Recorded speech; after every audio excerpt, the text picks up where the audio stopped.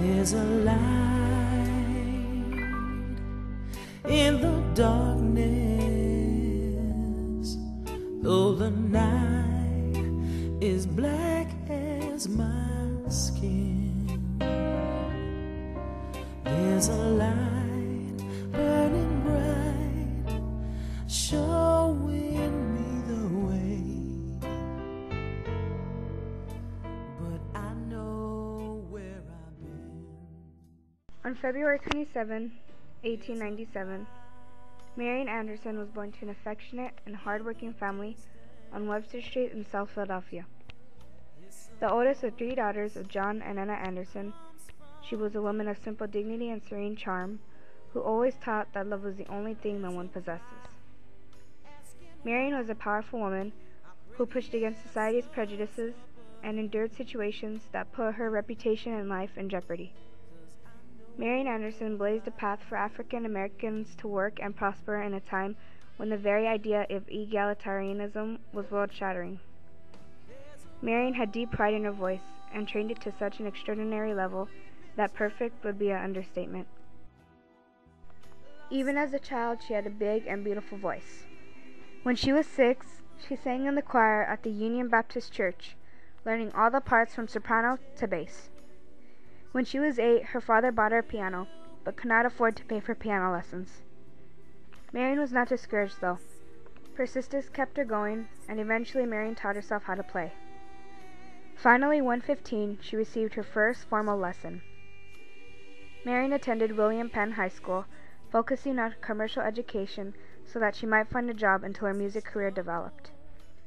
She transferred to South Philadelphia High School, devoting most of her time and energy to music and singing at assemblies.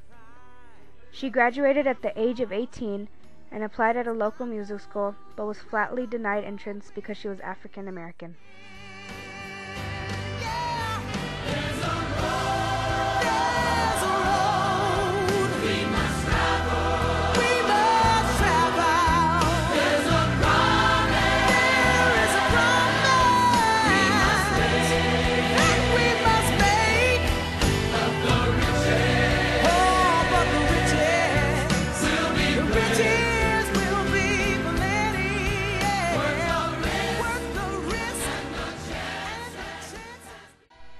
She debuted at the New York Philharmonic on August 26, 1925, and scored immediate success with the critics.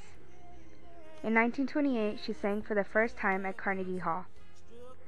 While studying under Giuseppe Borghetti, Marian won the opportunity to sing at the Lewiston Stadium in New York by entering a contest held by the New York Philharmonic Society.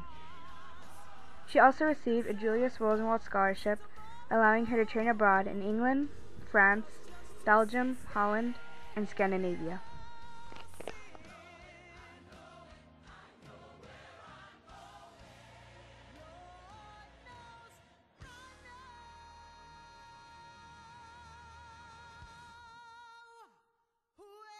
In 1935, her performance at the Salzburg Festival won her worldwide recognition and a flattering remark from the famous Italian conductor Arturo Toscanini, who told her, "A voice like yours is only heard once in 100 years." Sol Hurok, the famous impresario, signed her onto touring the United States, where she sang at America's most prestigious concert halls and was met with great success. Among the honors she received were the Spangard Medal, a Doctor of Letters from Howard University, and an invitation from President Franklin Roosevelt and First Lady Eleanor Roosevelt to sing at the White House, making her the first African American to entertain there.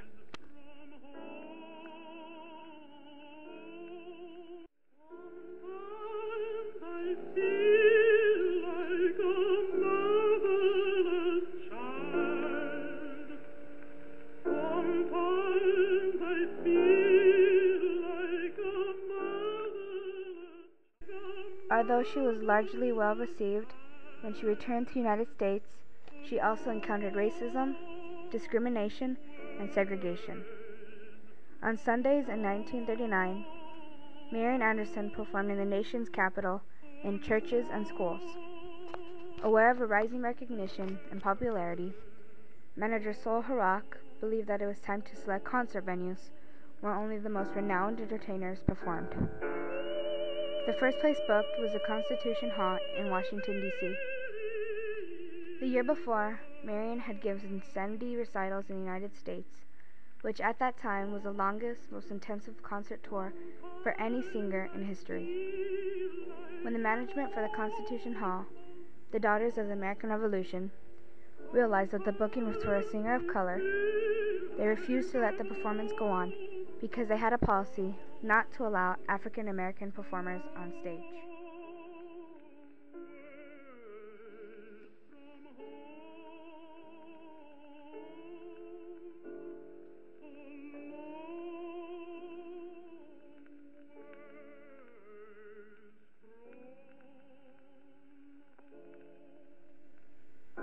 First Lady Eleanor Roosevelt, appalled at the Hall's racist action, quit the Daughters of the American Revolution and opened the Lincoln Memorial for Marian Anderson's concert on April 9, 1939, welcoming anyone who cared to come free of charge.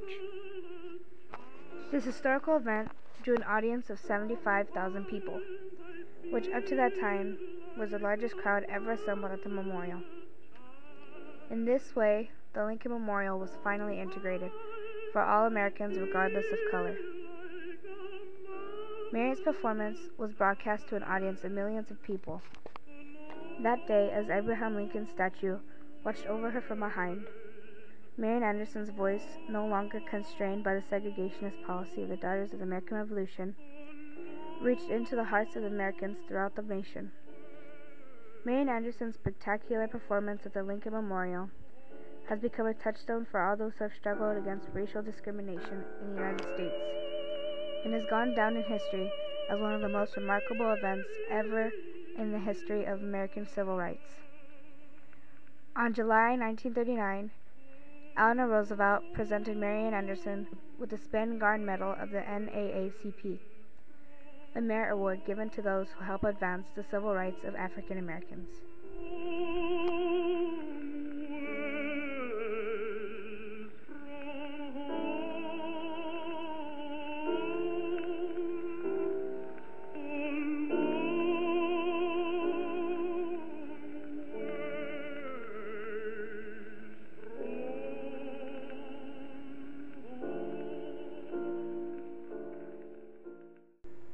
In 1955, Marian Anderson pushed aside another racist barrier by becoming the first African American to perform with the New York Metropolitan Opera. Her strength as a classical soloist won her the role of a fortune teller named Ulrica in Giuseppe Verdi's Un ballo in Maschera. Marian Anderson later retired to a 155-acre farm in Danbury, Connecticut. Later in 1992, she moved in with her nephew James DePriest. She died on April 8, 1993, in Portland, Oregon at the age of 96. Marian Anderson's legacy will never be forgotten and will live on in the hearts and voices of those who have struggled for civil rights. Her actions have inspired those of color to promote social change and fight against racial injustice. She has truly earned the right to be known as one of the greatest voices in opera.